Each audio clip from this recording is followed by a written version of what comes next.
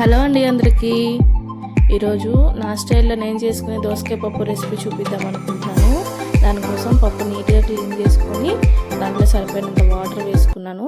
దాని తర్వాత ఉల్లిపాయ, పచ్చిమిరపకాయలు రెండు టమాటాలు చిన్నవి, అవి చిన్న చిన్న ముక్కలుగా కట్ చేసి వేసుకొని సరిపోయినంత పసుపు, కారం కూడా వేసుకొని కొంచెం ఒక స్పూన్ అంత ఆయిల్ వేసుకున్నాను. తర్వాత ఒక మీడియం సైజ్ దోసకాయ తీసుకొని పీల్ తీసేసుకొని చేదుందో లేదో చెక్ చేసుకొని పెద్ద పెద్ద ముక్కలు కట్ చేసుకొని వేసుకొని ఈ విధంగా మూత పెట్టేశాను అనమాట. మూత తీసి చూస్తే ఈ విధంగా ఉడికిపోతుంది. చాలా తొందరగా అయిపోతుంది. టేస్ట్ కూడా చాలా బాగుంటుంది. ఈ విధంగా ఉడికిపోయింది కదా. ఇప్పుడు దోసకాయ ముక్కలన్నీ సపరేట్ చేస్తున్నాను.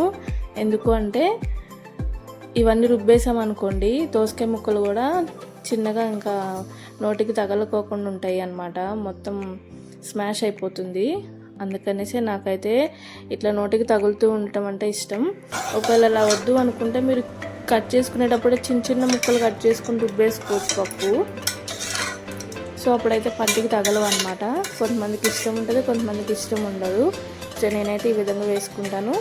అవి సపరేట్ చేసుకున్న తర్వాత సరిపోయినంత ఉప్పు వేసుకొని ఈ విధంగా రుబ్బేసుకోవాలి. రుబ్బుకొని తాలింపు పెట్టుకోవడమే. దీంట్లో కొంచెం అంత నెయ్యి వేసుకొని కొత్త ఆవకాయ పెట్టుకుంటాం కదా ఈ సీజన్లో, సో వేసుకొని తింటే అసలు అమృతం అండి. చాలా అంటే చాలా బాగుంటుంది. చూడండి, రెడీ అయిపోయింది.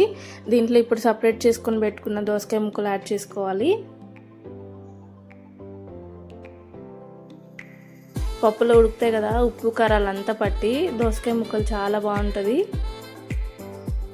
ఇప్పుడైతే మనం తాలింపు పెట్టేసుకుందాం. తాలింపు కోసం ఒక ఆనియన్ కట్ చేసి పెట్టుకున్నాను.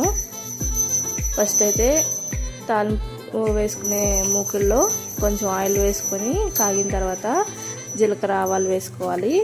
అవి చిట్టుపట్లాడిన తర్వాత మనం సన్నగా కట్ చేసి పెట్టుకున్నాం కదా ఆనియన్స్ వేసేసుకొని మంచిగా ఫ్రై చేసుకోవాలి. ఇవి కొంచెం ఫ్రై అయిపోయిన తర్వాత ఒక 2 ఎండుమిరపకాయలు తీసుకొని తుంచుకొని ఈ విధంగా వేసుకోవాలన్నమాట. టేస్ట్ బాగుంటుంది. ఇవి కొంచెం ఫ్రై అయిపోయిన తర్వాత దీంట్లో కరివేపాకు అట్లనే దంచిన వెల్లుల్లి కూడా వేసి రెడీ చేసుకున్నామంటే పోపు రెడీ అయిపోతుంది. ఇంక ఇది తీసుకొని డైరెక్ట్గా మనం పప్పులో వేసేసుకుని తినేయడమే.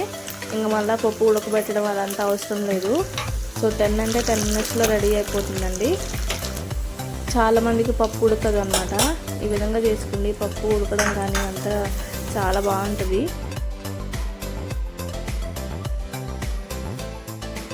ఓకేనా. నా ఛానల్కి ఎవరైతే సపోర్ట్ చేస్తున్నారో అందరికీ పేరు పేరున చాలా థ్యాంక్స్ అండి. సో ఇలానే సపోర్ట్ చేస్తూ ఉండండి. ప్లీజ్ లైక్ చేయండి, షేర్ చేయండి, సబ్స్క్రైబ్ చేసుకోండి. ఇలాంటి మంచి మంచి వంటలతో మీ ముందుకు వచ్చేస్తూ ఉంటాను. సో ఇంకా రెడీ అయిపోయింది. సర్వ్ చేసుకుని తినేసేయడమే.